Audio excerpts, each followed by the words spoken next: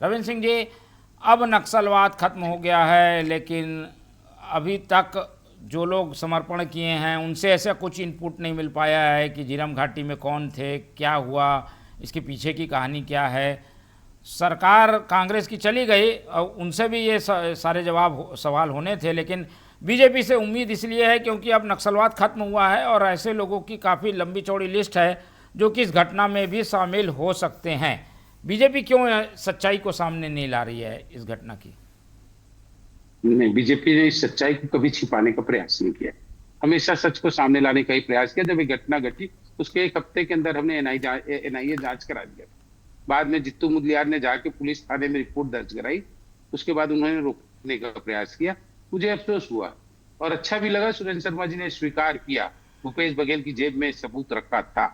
तो क्या कह रहे हैं, उन्होंने नहीं कर पाया, सबूत को नहीं निकाले तो आप निकाल लो। अरे आपके नेता, आपकी पार्टी के लोग मारे गए, आपकी जिम्मेदारी नहीं बनती थी? आप जिम्मेदारी से भाग रहे भूपेश बघेल को ये कह के कि वो जेब से नहीं निकाले तो आप निकाल लो। वो सबूत कहाँ है? क्यों पेश नहीं किए भूपेश बघेल? दूसरी बात, मोहन भैया, एक बड़ा संतोष सबके मन में होना चाहिए छत्तीसगढ़ में। एक झीरम की जो घटना घटी ना, अब ऐसे झीरम की घटना करने वाला कोई नहीं है। अब नेस्ता नाबूद हो गए। कभी झीरम जैसी कोई घटना भी छत्तीसगढ़ में नहीं होगा, इस बात की गारंटी पूरे छत्तीसगढ़ मतलब की जनता को मिलता है। और ये अपने आप में बहुत बड़ी घटना है। और हमने नक्सलवाद का समापन करके, आज एक चीज कह रहा हूं, कांग्रेस के प्रवक्ता भी अच्छे से सुन ले, झीरम घाटी के जो हुतात्माएं हैं ना, जो मर गए, जो शहीद हो गए, आज उनकी आत्मा को संतुष्टि हो रही होगी कि हमें मारने वाले वो नक्सली आज ये हो गए, करके सरेंडर हो गए। जिन्होंने मारा आज उनको मतलब उनके हाथ पैर को तोड़ दिया गया, उनको विकलांग बना के हमने बैठा दिया, नक्सलवाद का समापन कर दिया गया। कांग्रेस की चिंता मैं भी देख रहा था, अमरजीत भगत जी कह रहे थे कि मतलब मुझे तो ये लगा विकास कौन होगा, कौन लोग आएंगे। कौन आएगा बताइए? उनको पता है कौन आएगा तो बता दें, फिर क्यों भ्रम फैलाते हैं?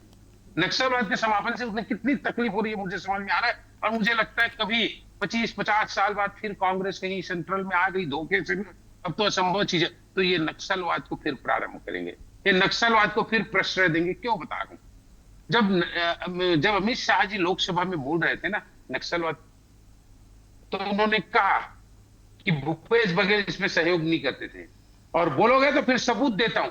एक भी कांग्रेसी सांसद ने लोकसभा में खड़े होकर विरोध नहीं किया कि अमित शाह जी आप गलत बोल रहे हैं। इतना बड़ा आरोप, और देश की सर्वोच्च संसद सदन में जब अमित शाह जी बोल रहे थे, बोले एक आदि, मैं रिप्लाई देता हूं, सारे कांग्रेसियों को सांप सूंघ गया था। क्यों? क्योंकि सच्चाई है ये। कांग्रेस ने कभी नक्सलवाद समाप्त करने की कोशिश नहीं की। झीरम की घटना हुई, आज कांग्रेस प्रवक्ता को ये होना चाहिए था संतोष कि आज झीरम करने वाले कभी ऐसा कदम नहीं उठा सकेंगे। ये मतलब भ्रम फैलाना कि ये आ जाएगा वो आ जाएगा, जल जंगल जमीन की बात कर रहे हैं, यही नक्सली थे जो वहां विकास को रोकते थे। यदि वो नहीं रोके होते, रोड भी बनता, अस्पताल भी बनता, सब कुछ बनता। यदि वहां के उसको संसाधनों का उपयोग हम नहीं करेंगे तो कौन करेगा? मानव जाति नहीं करेंगी तो क्या चंद्रमा में रहने वाले करेंगे या मंगल ग्रह के लोग करेंगे?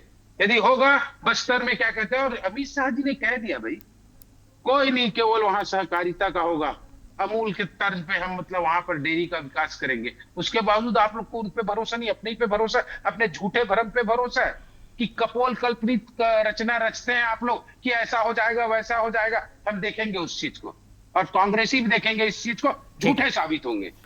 अब बस्तर का विकास होगा, द्वितीय आजादी मिली है। यह झीरम की घटना अब इस तरह की कभी नहीं होगी बस्तर में। अब वहां ठीक है। क्या होगा?